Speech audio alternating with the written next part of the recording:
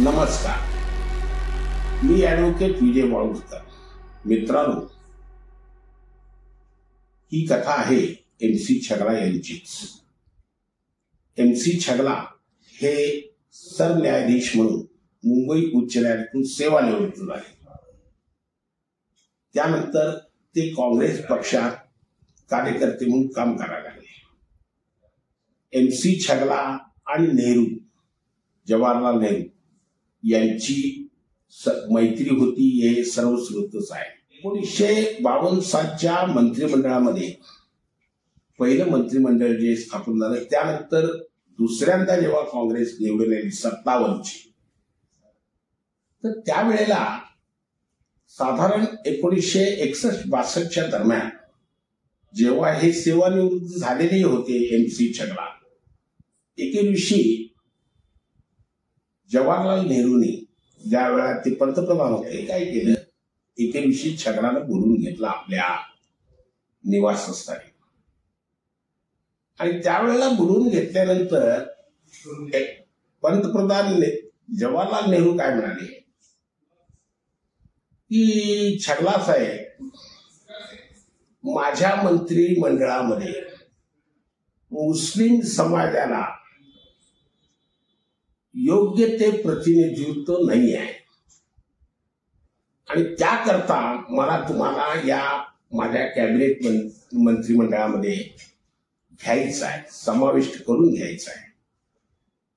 त्यांनी त्यात वाक्य असं बोललेलं आहे Pandit Nehru, there is no proper representation of Muslim community in my cabinet and therefore I want to absorb in my cabinet as cabinet minister, आणि त्यामुळे मला तुम्हाला घ्यायचं आहे. आजकाल आपण बघतोय की माळी समाजाला प्रतिनिधित्व द्या, हरिजन समाजाला प्रतिनिधित्व द्या, मराठा समाजाला प्रतिनिधित्व द्या, यांना मंत्री करा, त्यांना मंत्री करा, असं आपण मोर्चे काढलेले त्या जातीच्या लोकांनी हे आज बघतोय.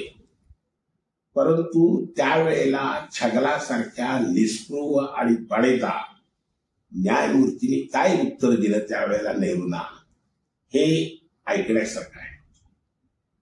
छगला काय म्हणाले त्यावेळेला पंडित नेहरूंना, पंडित नेहरू सारख्या व्यक्तीला म्हणाले, लक्षात घ्या, पंडित नेहरूंची पर्सनॅलिटी, त्यांचं बोलणं, त्यांच्या पुढं कुणाचीही प्राज्ञा उलट बोलण्याची किंवा प्रतिप्रश्न करण्याची प्राज्ञा नव्हती किंवा त्यांची कोणाची कोणी धाडस करत होतं त्यांच्याशी अनुभवायला. परंतु छगला हे निस्पृहच होते, बाडेदार होते. त्याने ताबडतोब त्यांना सांगितलं, तुम्हाला माझ्यामध्ये काही गुणवत्ता आहे असं जर वाटत असेल तर मी या तुमच्या मंत्रिमंडळात यायला तयार आहे, परंतु तुम्ही मला मुस्लिम म्हणून जर घेत असाल, मुस्लिम म्हणून मला जर घेत असाल तर मला तुमचं ते पद अजिबात नको आहे. लक्षात घ्या, त्या काळामध्ये कॅबिनेट दर्जाचे, नंतर ते शिक्षण मंत्री झाले छगला, परंतु शिक्षण मंत्री होत असताना त्यांनी या पद्धतीनं त्यांना उत्तर दिलं. नेहरू थोडेसे हसले आणि त्यांनी म्हणते ठीक आहे, लक्षात आलं माझ्या, आणि मग त्यांनी त्यांना घेतलं. हा भाग पुढचा वेगळा आहे.